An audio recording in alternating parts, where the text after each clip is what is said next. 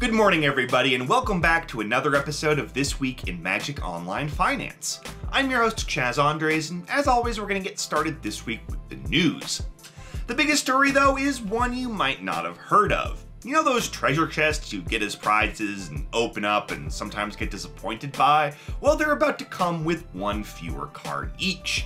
Before you get all up in arms at Wizards for taking away your stuff, though, let me just tell you what's actually happening here, which is that standard, common, and uncommon that's sort of been sitting in the back of the treasure chest and you've ignored since the beginning of time. Well, that's the card that's going away, and it's going to be replaced by a guaranteed 5 play points. Now, this might seem like a pretty insignificant change, but 5 play points is roughly equivalent to 50 real-world cents.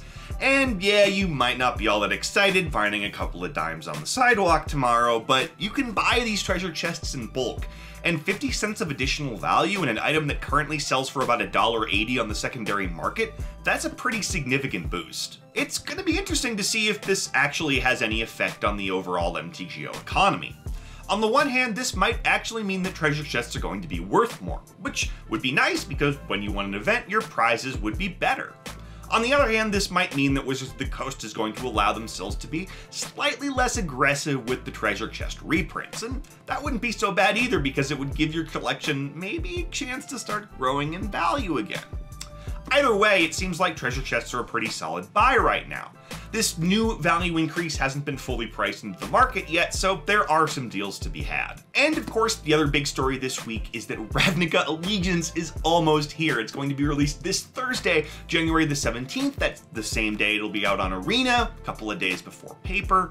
And folks, after looking at the entire image gallery for this set, I'm really excited about some of these guilds. For the first time in maybe ever, Simic looks playable. It looks like it's going to be good and constructed. I like Rakdos a lot. I think Gruul looks awesome. There's going to be some changes to the standard metagame. And that means that the price index is going to be shaken up as well.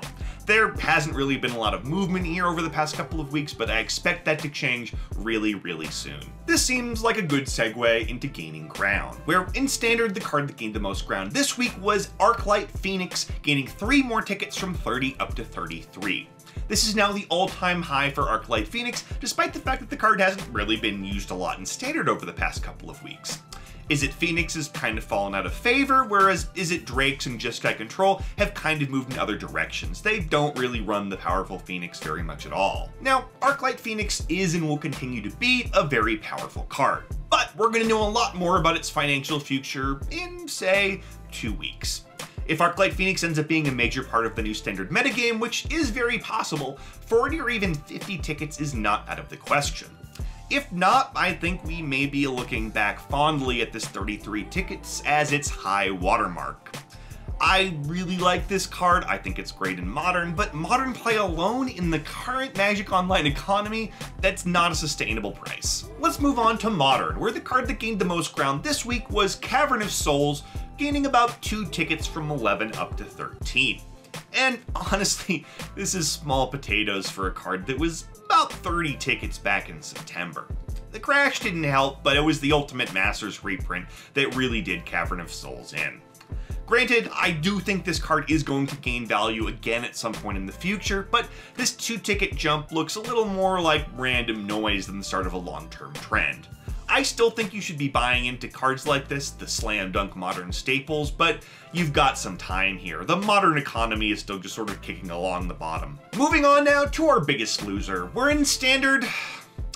Gang, we have to talk more about Core Set 2019. I thought we were done with this nonsense last week, and then I looked at the chart this week and saw that the 8 biggest Standard losers were all from Core Set 2019. In fact, they were all mythic rares from Core Set 2019. That is not a coincidence. That is value being propped up by the promise of set redemption that is no longer there. So, if you go back to December 20th, which was well after the crash, mind you, a set of Core Set 2019 was worth about 85 tickets. Today, a set of Core Set 2019 is worth 56 tickets. That's a drop of roughly a third, about 34%, and most of that drop in value came from losses in the set's most expensive and sought after cards. Now, set redemption has always messed with the value of cards on MTGO. It does matter a lot, but still, the size and scope of this particular drop caught me somewhat by surprise. And I think it speaks a lot to how many people are playing Standard on Arena instead of MTGO right now, and the utility of set redemption. See, remember how the Modern market sort of tanked and tanked and tanked all fall and the Standard market was still pretty stable?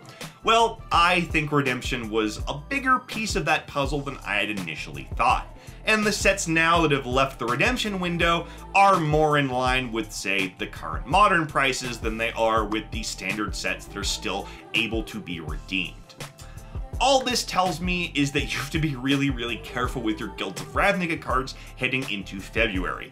Those are going to exit the set redemption window at some point late in that month, and you do not want to be caught unawares when all of those cards drop in value by another third. Over in Modern, our biggest loser of the week was Mox Opal, which dropped about 4 tickets from 37 down to 34. The last time this card was this low was about 2 years ago in January of 2017, right before the release of Aether Revolt. Just for fun, the card's high was this spring, right around the time Dominaria was released, when Mox Opal peaked at 70. Yep, 70. So what happens next? Well, I know I sound a little like a broken record saying this, but that depends again on the future of the Modern market on MTGO. See, things have stabilized since the crash, but market confidence is still quite low. Modern cards are selling fairly well, people are playing in Modern events, but prices just haven't gone up. If that does happen and prices do rebound and confidence is regained, well, Mox Opal is going to be one of the biggest beneficiaries of that. It is a very important card in Modern, and it hasn't been reprinted in any of the most recent Master sets, so supply is still really low. Its overall fundamentals, they look strong. If, however, the Modern market just never recovers on MTGO, well, you don't need me to tell you what a crash looks like, you've just lived through one. Alright, as always, we're going to end the week by taking a look at the MTGO Trader sales data over the past 7 days. And we'll see if we can gain any insight into the cards that are selling the best right now, regardless of price increases or decreases. Looking at overall sales by volume, the biggest surprise for me was that Polluted Delta was for the first time a top 5 best-selling card. Now, we've seen plenty of lands in here before, including plenty of Khans of Tarkir fetch lands, but this is a first for Polluted Delta. Now, the card is only about 6 tickets right now, it was about 8 or 10 tickets over the summer, and it has shown some signs of rebounding. It's gained about a ticket and a half over the past couple of weeks. So, assuming the Modern market does come back a little bit, there is room to grow for Polluted Delta. In terms of overall sales by price, Surgical Extraction has actually taken over the top spot for the first time ever. Way to go, Surgical Extraction! And there's actually a really reasonable metagame reason why this is happening. See, people are taking a look at the current Modern metagame and they're saying, yeah, maybe I'll run Surgical Extraction in the main deck instead of just in the sideboard. And it makes sense, it's working. So as long as that keeps happening and this card keeps seeing more and more play, it's gonna keep going up in price. It seems to be one of the few cards that's more or less immune from the current Modern market malaise, so that's good for it. And beyond that, it was another good week for Modern. Not in terms of price increases, but in terms of sales figures. Mox Opal, Liliana of the Veil, Scalding Tar, and Jace the Mind Sculptor, these were all top sellers this week. And I really do expect that to continue, because if you want to play Modern, you can't go to Arena, you have to fire up MTGO whether you like it or not. And what cards do you need to play Modern? Well, all of those ones. So, you know, checkmate MTGO. And that's all I got for you. Thank you so much for watching the video. My name is Chaz Andres. I will see you next Monday morning for another episode This Week in Magic Online Finance.